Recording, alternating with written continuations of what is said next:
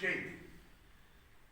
هو الذي ينزل الغيث فيصيب به من يشاء، وهو الذي يحبسه عن من يشاء، يتصرف في ملكه كيف يشاء، لا يسأل عما يفعل وهم يسألون سبحانه وتعالى.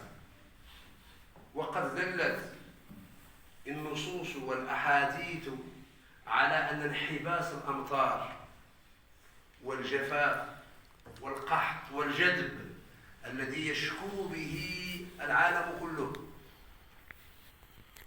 وندرة المياه وغور الآبار وجفاف الفرشة المائية تحت الأرض، كل هذا سببه جاءت الأحاديث والنصوص القرآنية على أن سبب هذا هو الذنوب والمعاصي والفواحش ما ظهر منها وما بطن.